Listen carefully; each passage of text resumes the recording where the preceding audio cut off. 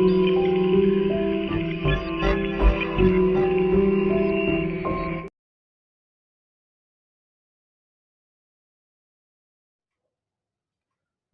বন্ধুরা, আজকের ভিডিও হলো ভগ্নাংশ নিয়ে।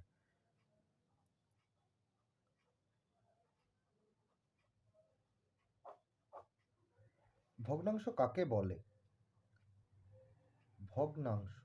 ভগ্নাংশকে যদি ভাঙা হয় তাহলে দুটি ভাগ পাওয়া যায়, ভগ্ন যুক্ত অংশ। মানে সোজা কথায় হচ্ছে ভাঙা অংশ। এটা কোথার থেকে আসে? যদি এটার একটা সোজা উদাহরণ হলো একটা পাউরুটি। এই পাউরুটিকে যদি আমরা 5 ভাগ করি,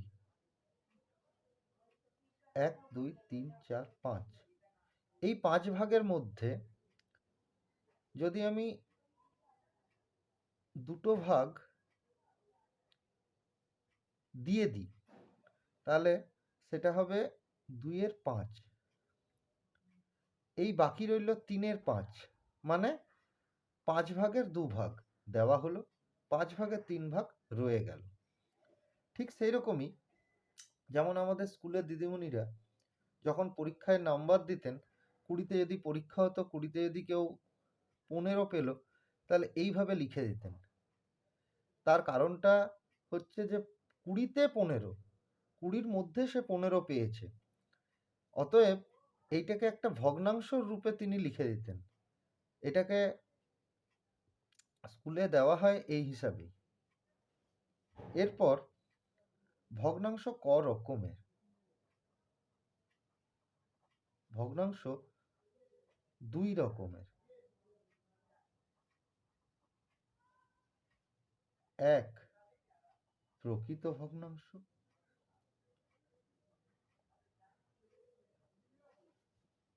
2, অপ্রকৃত ভগ্নাংশ। প্রকৃত ভগ্নাংশ বলতে কি বোঝায়?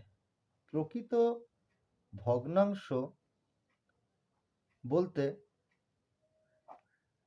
ওপরের বা লব, আমরা এখানে আরেকটা জিনিস আমার বলতে ভুল হলো, সেটা হচ্ছে যে ভগ্নাংশের যদি 3-এর 4 বা 3-এর 5 বলা হয়, সেখানে 3 হচ্ছে লব, 4 হচ্ছে হর। তো এই লব হরের মধ্যে ওপরে যদি ছোট থাকে এবং নিচে যদি বড় থাকে, তাকে বলা হয় প্রকৃত ভগ্নাংশ, মানে 3 ভাগের 2 ভাগ। ঠিক সেরকমই অপ্রকৃত ভগ্নাংশ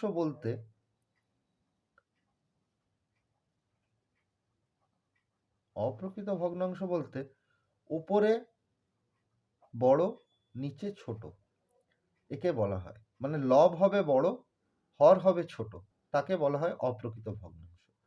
বন্ধুরা, এরপর আসছে ভগ্নাংশের ছোট বড়। ভগ্নাংশের ছোট বড় মানে এই যে 2-এর 15, 4-এর 15, এর মধ্যে কোনটি বড়? এইটি আমাদের বেছে নেওয়া খুবই সোজা, কেন কি দুটোই 15-র মধ্যে। 15-র মধ্যে 2, 15-র মধ্যে 4, অতএব 4-এর 15ই বড়। 4-এর 15 বড় বলে তার দিকেই হাঁটা রইল। এরপর আবার আরেক ধরনের ভগ্নাংশ আসে, সেটা হচ্ছে 2-এর 21 আর 2-এর 7। সেখানে এই জায়গাতে আমাদের ভগ্নাংশের যে বড় বা ছোট সেটা বিচার করাটা একটু কঠিন। সেক্ষেত্রে কি করতে হবে? আমাদেরকে হরটাকে সমান করে নিতে হবে। সমান করে নিতে হবে মানে এখানে 7 আছে, এই 7কে 21 করতে হবে। অতএব 2 গুণিত 3 এবং 7 গুণিত 3, মানে 6-এর 21, মানে এবং এখানে রইল 2-এর 21।